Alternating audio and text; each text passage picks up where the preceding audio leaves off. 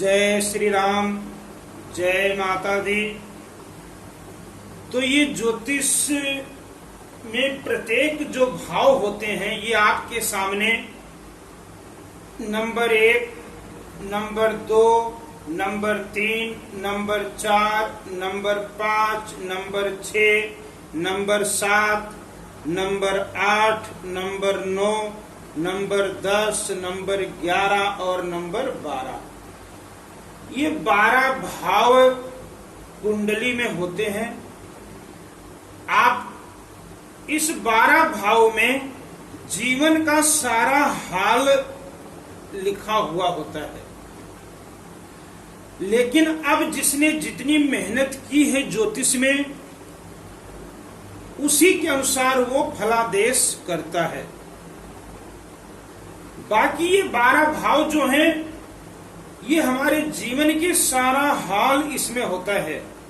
जैसे आप किसी डॉक्टर के पास जाते हैं, डॉक्टर ने आपको अल्ट्रासाउंड के लिए बोल दिया। अल्ट्रासाउंड का रिपोर्ट जब आता है तो जिस डॉक्टर को पता होता है उसने बता दिया कि आपको क्या समस्या है, क्या प्रॉब्लम है।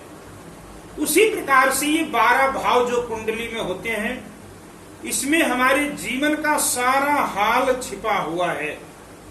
अब ये सारा हाल कौन बताएगा? जिसको ज्योतिष के बारे में अच्छी तरह नॉलेज है, जो ग्रहों का नॉलेज रखता है, वही आपको सही सलाह और सही रास्ता बता सकता है। जन्म कुंडली में प्रत्येक भाव फलित की दृष्टि से महत्वपूर्ण होता है। 12 भाव में स्थित राशियों एवं ग्रहों के द्वारा ही मनुष्य जीवन के विभिन्न पक्षों का विवेचन कर सकता है। ये 12 भाव में मुख्यतः विचारणीय विषयों का प्रत्येक भाव के अनुसार निम्न प्रकार से बताया गया है। अब आपको बता दें,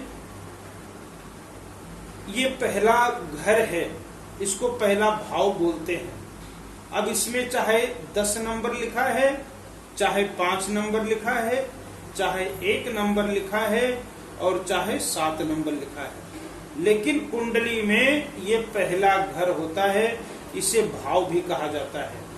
जो इस भाव का मालिक होता है उसे भावेश कहते हैं। तो अब आइए, पहला घर है ये जो कुंडली का पहला घर है, इससे क्या क्या देखा जाता है। यहां पर तो हमने मुख्य मुख्य चीजें लिख दी हैं, लेकिन आपको विस्तार से थोड़ा बताने का प्रयास करेंगे। हो सकता है वीडियो बड़ा हो जाए, लेकिन ये आपके लिए बहुत अच्छा साबित होगा। तो पहले भाव से हमें क्या देखना चाहिए कुंडली में? जातक का रूप, रंग, स्वास्थ्य, शारीरिक बनावट, ये जातक क्रूर होगा कि शांत होगा, इसके स्वभाव कैसे होंगे, सिर की पीड़ा और आयु प्रमाण, इसे सुख कैसे जीवन में मिलेगा और जीवन में ये कैसी उन्नति करेगा, इसका रूप कैसे होगा, रंग कैसे होगा, इसे कितना सुख मिलेगा और कितना दुख मिलेगा। और पहले भाव का जो कारक ग्रह है आपको बता दें, वो है सूर्य ग्रह। यहां पर अगर सूर्य बैठा है तो वो सूर्य अगर नीच का नहीं है, किसी ग्रह से पीड़ित नहीं है, लेकिन ध्यान रखने बात है कि सूर्य के ऊपर किसी ग्रह की दृष्टि जरूर हो या सूर्य के साथ कोई ग्रह और बैठा हो। क्योंकि कहते हैं ज्योतिष में हमारे कि जो ग्रह कारक होता है, अगर वो अकेला बैठा हो तो उस भाव को खराब करता है। तो ये हुआ पहला भाव, पहला घर कुंडली का।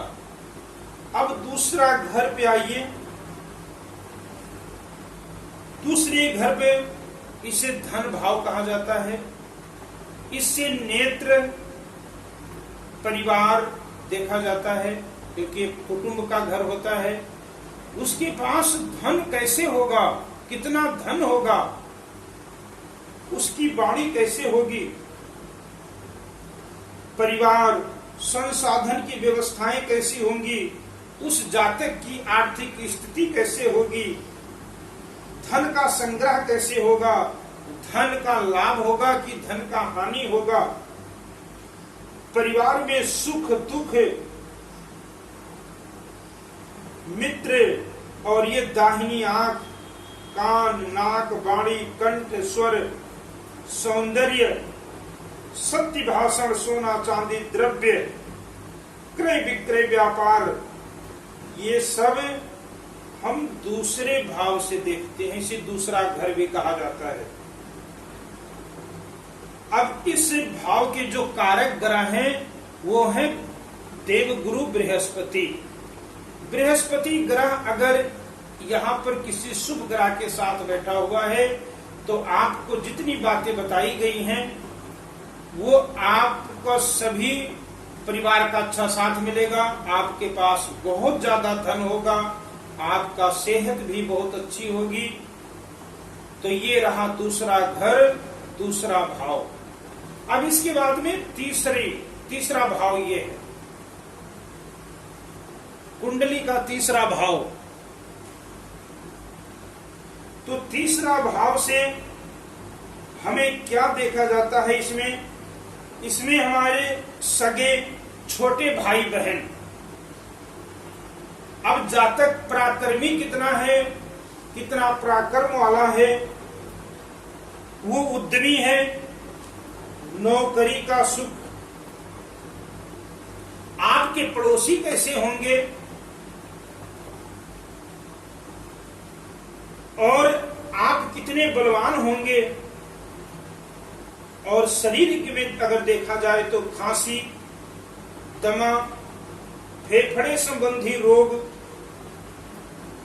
माता पिता की मृत्यु, चाचा चाची, मामा, लघु रेल यात्राएं, छोटी यात्राएं भी यहाँ तीसरे घर से देखी जाती है। और उसके बाद में उसे ज्ञान कैसे होगा? क्या वो कंप्यूटर या बैंकिंग लाइन में जाएगा या जातक इंजीनियर बनेगा? कहते हैं इस तीसरे घर से देखा जाता है। अब जो उसके बाद में ये चौथा घर है, चौथा घर को हम सुख भाव कहते हैं। कुंडली में, ज्योतिष में चौथे घर को सुख भाव कहा गया है, क्योंकि जो चौथा घर है ये माता का घर है। भूमि, वाहन, जायदाद, कोठी, गाड़ी, बंगला, नौकर चाकर, ये हम चौथे घर से देखते हैं। माता का सुख, माता के साथ आपका विचार कैसे होगा, आपका गृहस्थ जीवन, आपका भवन, मकान, वाहन कैसे होगा आपके पास। और अगर शरीर से संबंधित देखा जाए तो यहाँ पर हम पेट की बीमारी, हृदय की बीमारी, हृदय रोगों का विचार किया जाता है। छल कपट, जातक के जीवन में कैसे ये दूसरों के द्वारा सताया जाता है और जीवन का अंतिम समय उसका कैसे व्यतीत होता है, जो वृद्धावस्था है जातक का कैसे व्यतीत होता है, तो ये हम चौथे घर से देखते हैं। अब इसके बाद कुंडली में आता है पांचवा भाव, जिसे हम सुत भाव कहते हैं। तो इस भाव से क्या देखना है? इस भाव से जातक बुद्धिमान कैसे होगा, विवेकवान कैसे होगा, उसे विद्या कैसे प्राप्ति होगी, धन लाभ, धन की हानि, इच्छा शक्ति, मंत्र शास्त्र का ज्ञान कैसे होगा। जैसे शेयर में आप रुपए लगाते हैं, शेयर बाजार में, वो यहां से विचार किया जाता है। यश अपयश का विचार भी यहीं से होता है। आपके जीवन का आगे का हाल भी यहीं से पता चलता है। पंचम स्थान से आपकी रुचि, आपका विचार कैसे है, आप किस तरफ ज्यादा ध्यान देते हैं, किस तरफ कौन सा काम आप करेंगे जिससे आपको लाभ प्राप्त होगा, वो भी विचार पंचम स्थान से किया जाता है। आप अब अगर शरीर में देखा जाए, शरीर का जो विचार होता है, यहां पर हृदय, पीठ का दर्द या पीठ में जो भी संबंधी, मूत्रा से संबंधी गुप्त रोगों का विचार पंचम स्थान से किया जाता है। राष्ट्रीय ज्योतिष में यहां पर सिनेमा, टेलीविजन, संचार विभाग, शेयर मार्केट, व्यापार आदि का विचार पंचम स्थान से किया जाता है। और पंचम स्थान के जो कारक ग्रह हैं वो बृहस्पति जी हैं। तो ये रहा पंचम स्थान का आपको विस्तार से बताया गया। अब उसके बाद में छठवां भाव, छठवां घर ये है, ये होता है रिप भाव। तो यहां से शत्रु देखा जाता है कि आपके शत्रु कितने हावी होंगे आपके ऊपर। क्या आप शत्रुओं के ऊपर हावी होंगे कि शत्रु आपके ऊपर हावी होंगे। आपको रोग, दीर्घकाल का रोग अगर विचार करना है या थोड़े समय का रोग अगर देखना है तो ये हमें छठवें घर से ज्ञान होता है। क्या आपके ऊपर कर्ज चढ़ जाएगा, आप सारी उम्र कर्ज ही देते रह जाएंगे, या आपने जो रुपए दिया है किसी को कर्ज में, क्या वो रुपए आपके पास वापस आएंगे। क्या आप किसी मुकदमा में फंस सकते हैं, क्या आपको जेल की यात्रा लिखी है, क्या आपके धन का चोरी होने का डर है, क्या जो आपके स्वजन हैं, आपके रिश्तेदार हैं, क्या वो आपके साथ विश्वासघात करेंगे। जो आपका नौकर है वो नौकर क्या आपके साथ धोखा करेगा। क्या आप किसी के द्वारा विश्वासघात आपके साथ हो सकता है। और अगर शरीर में इसका विचार किया जाए तो दांत, नाभि, कमर का स्थान, कमर से नीचे जो रोग संबंधी विचार हैं वो छठवें घर से किए जाते हैं। अब यहाँ के जो कारक ग्रह हैं वो मंगल और शनि इस भाव के कारक ग्रह होते हैं। तो अब इसके बाद में सातवां घर आता है। सप्तम स्थान कुंडली का मेन स्थान है। तो सप्तम स्थान से हम क्या देखते हैं, सप्तम स्थान से देखते हैं कि आपको स्त्री कैसे मिलेगी, आपका विवाह कैसे परिवार में होगा, और जो आपके घर में लक्ष्मी रूपी स्त्री आएगी वो कैसी होगी। और अगर किसी लड़की की कुंडली है तो उसके लिए देखा जाता है कि उसका पति कैसे होगा, उसके पति का विचार कैसे होगा, उसका गुण, उसका स्वभाव कैसे होगा। और जो आप कारोबार करते हैं, जैसे साझेदारी में कोई कारोबार करते हैं, पार्टनरशिप में जो कारोबार करते हैं, तो उसमें क्या आपको लाभ होगा या हानि होगी। क्या आप जिसके साथ कारोबार कर रहे हैं पार्टनरशिप में, क्या वो आपको धोखा तो नहीं देगा। अदालत का काम सप्तम स्थान से देखा जाता है। दैनिक जीविका, आपकी प्रतिदिन कैसी कमाई होगी। क्या आप प्रतिदिन के अनुसार कमाई करेंगे कि आपको महीने में तनख्वाह मिलेगा। विदेश यात्रा ये सप्तम स्थान से देखा जाता है। यहां पर गुप्त रोग का भी विचार होता है,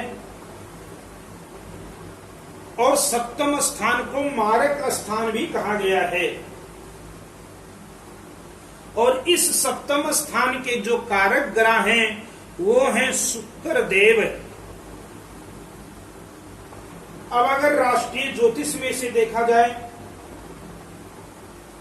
तो राष्ट्रीय ज्योतिष में ये विदेश संबंधों से इसके बारे में निर्णय लिया जाता है। इससे जो सप्तम स्थान है, इससे प्रथम पुत्र के सुख दुख का विचार किया जाता है कि जो आपका पुत्र होगा उसका आपके साथ व्यवहार कैसे होगा। क्या आपका पुत्र आपका साथ देगा? क्या पुत्र के साथ आपके विचार मिलेंगे? ये सब विचार सप्तम स्थान से किया जाता है। तो जो हमारे भाई ज्योतिष सीखना चाहते हैं उनके लिए ये बहुत ही अनिवार्य विषय है। इसे वो अच्छी तरह से याद कर लें, क्योंकि जब आपके पास किसी की कुंडली आएगी, अगर आपको नॉलेज होगा कि किस भाव से कौन सा क्या देखना चाहिए, तो ये बहुत जरूरी है आपके लिए। तो आज आपको हम प्रथम स्थान से सप्तम स्थान तक बताए हैं। कल आपको हम अष्टम स्थान से और 12वें स्थान के बारे में बताएंगे कि अष्टम स्थान से लेकर के 12वें स्थान तक क्या देखा जाता है जन्म कुंडली में। तभी आप अच्छी तरह से किसी का फलादेश कर सकते हैं जब आपको इन सब बातों का ज्ञान होगा। ये बहुत जरूरी है। तो आज के लिए बस इतना ही। कल आपको हम अष्टम स्थान से द्वादश स्थान तक बताएंगे कि इसमें क्या क्या देखा जाता है। तो ऐसे ही हमारा वीडियो देखने के लिए आप हमारे चैनल को सब्सक्राइब कीजिए, लाइक कीजिए, और अगर आपको अच्छा लगे तो कमेंट जरूर कीजिए। जय श्री राम, जय माता दी।